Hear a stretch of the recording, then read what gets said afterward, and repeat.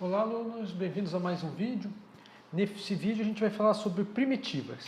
O que são primitivas? Primitivas são antiderivadas, integral indefinida. Então você também pode pensar que é integral indefinida. Então é a primeira aula de integrais, só que eu vou chamar de primitivas. Ou de primitiva, tá bom? Então vamos ver o que é uma primitiva, né? Então a definição é a seguinte, definição. Sejam f e f duas funções. Dizemos que f maiúsculo é uma primitiva de f minúsculo se o quê? Se a derivada da f maiúsculo é igual a f minúsculo. Tem algumas observações aqui importantes, tá? Se a f maiúscula é uma primitiva de f minúsculo, então algumas coisas acontecem. A primeira coisa é que f maiúsculo é diferenciável. A segunda coisa é que a derivada da f maiúscula tem que ser igual a f. Isso aqui é implícito, tá?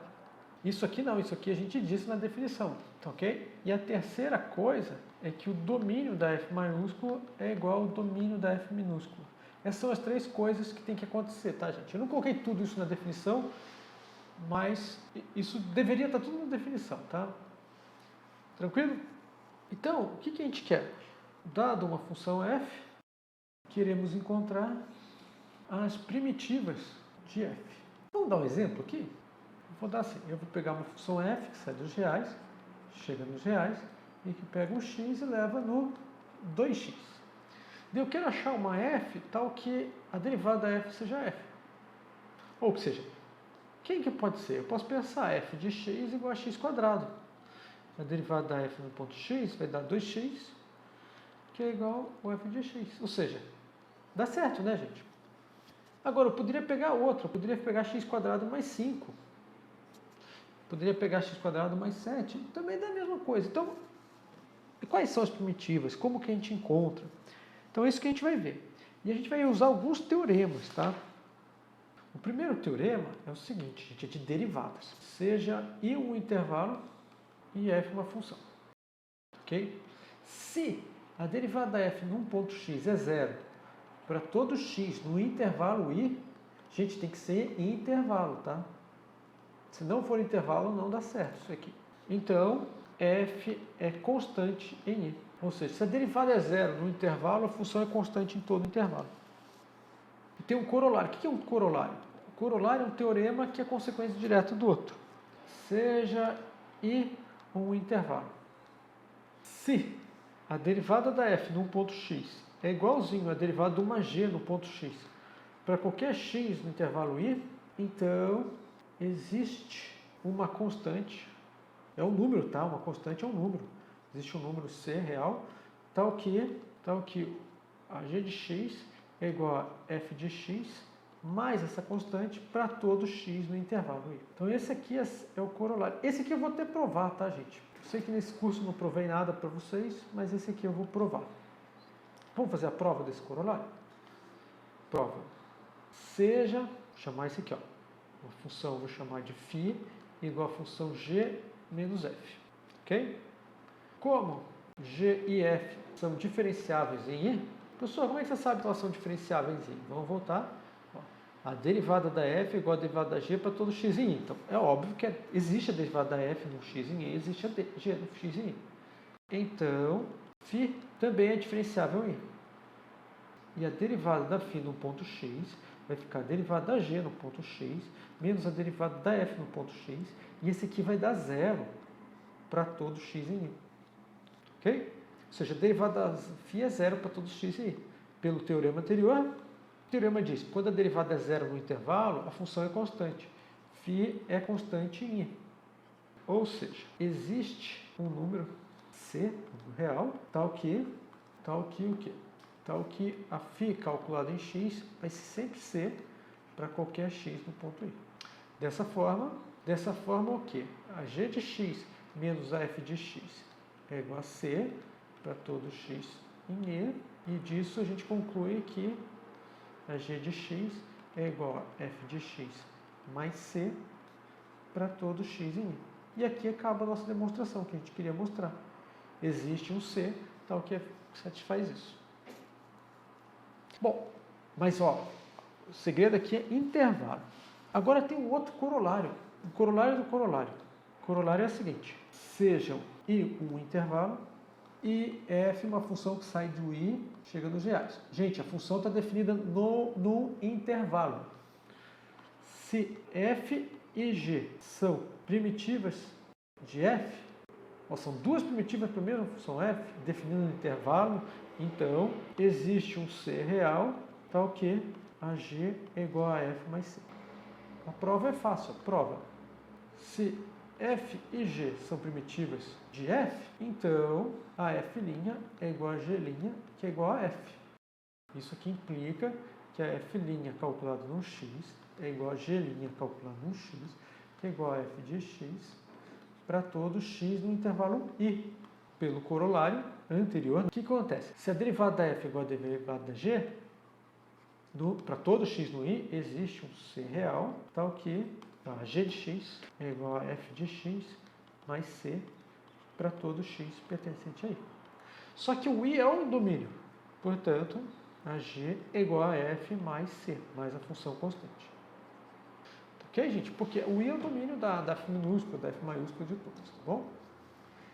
Então esse corolário diz o seguinte: se você tem duas primitivas para uma mesma função, a função definida no intervalo, então uma é igual a outra mais uma constante. O corolário anterior diz que, olha só, se eu encontrar uma primitiva f de uma função definida no intervalo, então, se eu encontrar uma primitiva f de uma função f minúscula definida no intervalo, então todas as primitivas de f minúscula são da forma, ou serão da forma assim, ó, f mais uma constante. Porque se você tiver uma outra, ela vai ser igual a f mais uma constante. Então vamos pegar exemplos. Encontrar as primitivas de f minúsculo. Bom, aqui a f, eu vou pensar que sai dos reais tem que ser aqui, ó, intervalo. Se não for intervalo, não dá certo, tá? Pega um x e leva no 2x. Eu acho uma. Pega aqui, f de x igual a x quadrado. É uma primitiva de f. Certo? A f definida no intervalo. Então, todas as primitivas de f são da forma, sei lá, vou chamar de g de x igual a x quadrado mais um c com c constante. Notação é o seguinte, gente. Notação. A integral indefinida da f de x dx é igual a x quadrado mais uma constante. Isso aqui, ó, as primitivas de f calculadas em x. Esse símbolo significa isso, ou a integral indefinida de f. Então, só que na prática a gente escreve assim, ó, integral de 2x. Na prática a gente só dá a fórmula, só dá o f de x aqui. Normalmente. Só que você tem que conhecer o domínio. Tá? Se você não conhece, e é só para intervalo. Tem uma observação bem importante aqui. Só calcularemos primitivas de funções definidas em intervalos. Se o domínio não for um intervalo, a gente não vai calcular. A gente só vai trabalhar com intervalo, tá bom? Se o domínio for maior, você diminui, escolhe um intervalo e trabalha nele. Vamos fazer mais alguma? Vamos fazer alguns exemplos aqui, ó, gente. Exemplos. Bom, o primeiro que a gente tinha, vou fazer assim. Como é que eu calculo a primitiva de, sei lá, de 3x quadrado? Ah, você pensa que é o x ao cubo, né? X ao cubo se deriva das 3x quadrado mais uma constante. E se eu fizer aqui n vezes x elevado a n menos 1? A primitiva dessa função calculada em x vai ficar x elevado a n mais uma constante. E se eu quiser só x elevado a n? Bom, se eu pegar o x elevado a n mais 1, quando eu derivar, vai ficar o n mais 1 aqui, né? Então, para eu sumir com esse x n mais 1, eu vou dividir por n mais 1, mais uma constante. Bom, e aqui para vocês fazerem, né? Deixa eu ver qual que era. Gente, daí você faz essa regra aqui, é só lembrar as derivadas, tá? 3, 4. Qual que é a primitiva da função seno de x dx? Tenta achar essa. 5. Qual que é a primitiva da função cosseno de x dx? Só lembrar como é que derivado do seno, do cosseno, você vai achar. Como está definido no intervalo, mais uma constante, você acha todas. Lógico, para cada constante é uma primitiva diferente. Tá? Primitiva da função 1 sobre x, né? A gente, não é uma função 1 sobre x, é a função cuja fórmula é... Bom, enfim, esse que seria o f calculado em x, tá? Função recíproca, né? Primitiva dessa função dx aqui para x positivo. Quer dizer que o domínio é aqui de 0 até mais infinito. Estou trabalhando nesse intervalo. 7, primitiva da função 1 sobre x dx para x negativo. Primitiva da função dessa aqui, função exponencial. Tenta achar essas, tá, gente? Fica de tarefa para vocês. E por esse vídeo a gente termina por aqui. Até mais. Tchau.